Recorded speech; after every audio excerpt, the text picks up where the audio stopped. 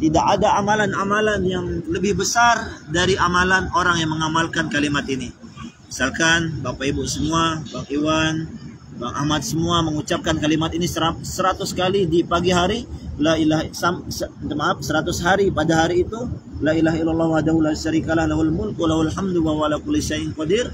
Kita ucapkan 100 kali pada hari itu, nanti di hari kiamat tidak ada amalan yang mengalahkan amalan orang yang mengucapkan kalimat ini. Walaupun Bapak Ibu mempunyai sedekah 100 miliar, 200 miliar, 100 juta, 200 juta, amalannya masih bawah daripada orang yang mengamalkan kalimat tersebut. Jadi amalan ini amalannya sangat besar.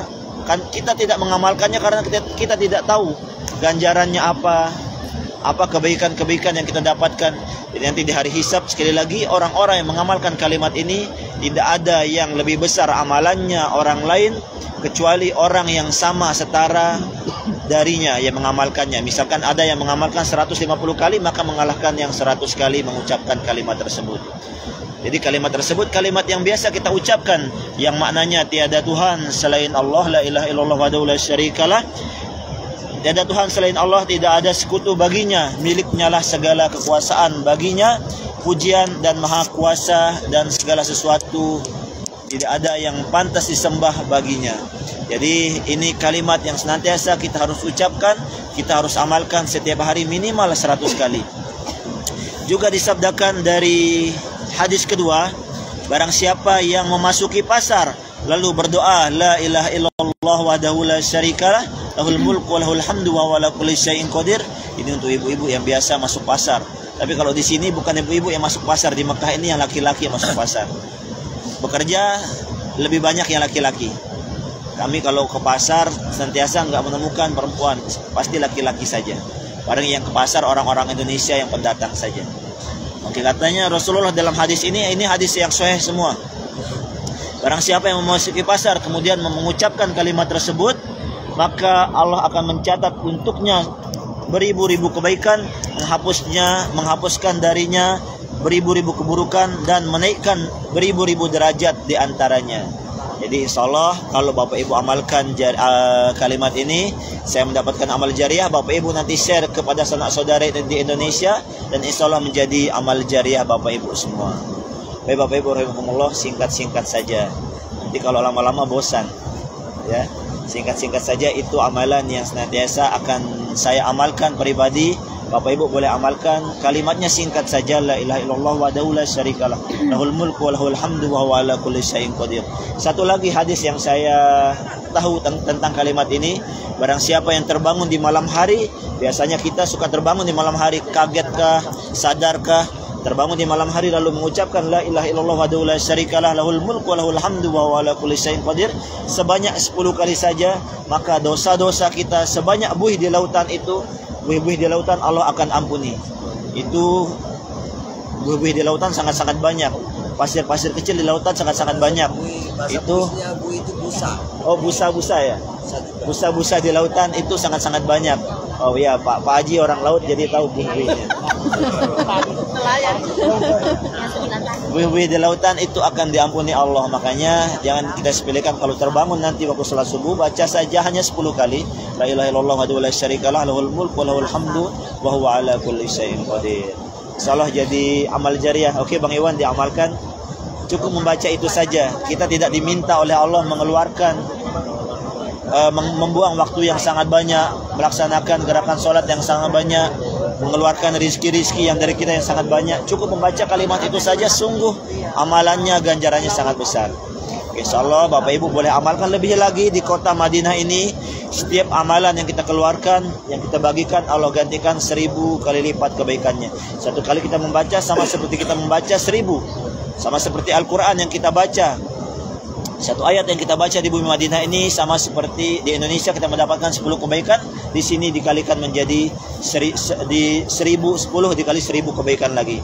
Begitupun nanti di kota Mekah, satu kali kita membaca kalimat ini sama seperti kita membaca 100.000 kalimat tersebut. Begitupun dengan Al-Quran yang kita baca di kota Mekah, Alif Lam Mim kita baca menjadi 30 kebaikan di Indonesia. Di kota Mekah nanti dikalikan menjadi 300.000 kebaikan banyaknya. Jadi sekali lagi Bapak Ibu, bukan hanya sholat, Kata Imam Basri rahimahumullah, segala sesuatu yang kita amalkan di kota Mekah, di kota Haram Mekah nanti, maka pahalanya sama seperti 100.000 kebaikan. Imam Basri mengatakan 1 dirham saja yang kau keluarkan di bumi Haram Mekah nanti, jadi rial, 1 rial yang kita sedekahkan di bumi Mekah sama seperti kita bersedekah 100.000 rial. Jadi bersedekah 5.000 saja sama seperti bersedekah 500 juta rupiah. Itu kebaikan di bumi Mekah. Jadi Bapak Ibu kesini nggak ada ruginya. Ada yang mengeluarkan travel 50 juta, 70 juta, 100 juta sampai sini. Ganjarannya Bapak Ibu di bumi Mekah itu 1 kali saja sholat sama seperti kita sholat 273 tahun di kota Mekah. Ada yang bisa umur segitu? Tidak ada. Ada yang bilang, Ustaz, kalau begitu nggak usah sholat kalau pulang. Nah itu beda lagi ceritanya. Ada amal-amalan Bapak Ibu, amal-amalan yang senantiasa bisa merusak bisa merusak amalan kita yang terdahulu. Yang kemarin saya dapatkan ada hadis yang mengatakan di antara 5 sholat ini ada sholat yang paling besar hukumannya kalau kita tinggalkan. Ada yang tahu itu sholat apa? Ada yang tahu? Di antara 5 sholat subuh, zuhur, asar, maghrib, isya, ada sholat yang paling besar hukumannya kalau kita tinggalkan. Tidak, sholat asar. Barang siapa yang meninggalkan sholat asar, hadisnya, barang siapa yang meninggalkan sholat asar, maka hukumannya atau ganjarannya amalan kebaikan yang sudah dikerjakan dahulu akan Allah hapuskan. Itu sholat asar. Kenapa sholat asar? Karena sholat itu tidak ada halangannya untuk kita tidak mengerjakannya. Itu yang saya dapatkan. Juga sering lalai kita.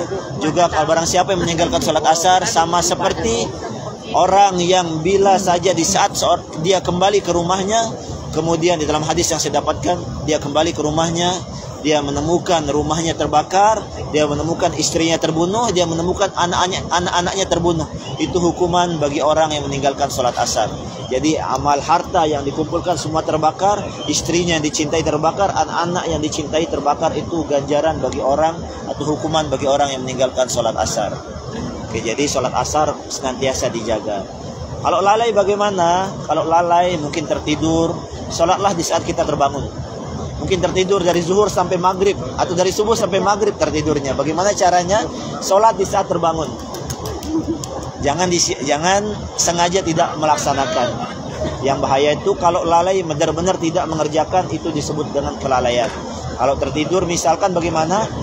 Di saat kebangun langsung kerjakan sholatnya. Oke Bapak Ibu, insyaallah dijaga sholat-sholatnya. Ini untuk lalu sholat jam 7. Oke. Sholat subuh. Tidak apa-apa. Sholat subuh. Sholat subuh ini sholat yang senantiasa dispesialkan bagi orang yang mengerjakannya. Jadi di waktu fajar menentukan bahwasanya Allah memberikan kita nikmat, bahwa Allah membangunkan kita di saat seluruh umat sedang tertidur. Kalau seandainya mungkin kelelahan kerja sampai jam 2 malam, jam 3 malam, terus tertidur dan bangun jam 7, bagaimana caranya? Bangun di saat terbangun itu langsung sholat. Jangan tinggalkan. Jadi di saat terbangun, kapanpun bangunnya jam 7, jam 8 langsung sholat dulu baru aktivitas yang lain. Jangan karena kerjaan akhirnya meninggalkan sholat subuh tersebut. Sholat apapun itu, kerjakan di saat kita terbangun. Intinya kita tidak lalai, membuang-buang waktu, berpoya-poya, berngobrol-ngobrol, sampai menggibah sampai terbuangnya waktu tersebut. Itu yang dinamakan dengan lalai, maka hukumannya akan didapatkan bagi orang yang lalai mengerjakan sholat. Oke Bapak Ibu, insya Allah dipahami. Saya mau bahas sedikit tadi, ada jamaah yang mengatakan, yang bertanya tentang kereta cepat. Saya bahas sedikit, minta maaf, kembali keluar daripada pembahasan kajian. Ibu Haji mengajak kereta cepat, Bapak Ibu semua, itu bukan karena memaksa atau mengambil keuntungan.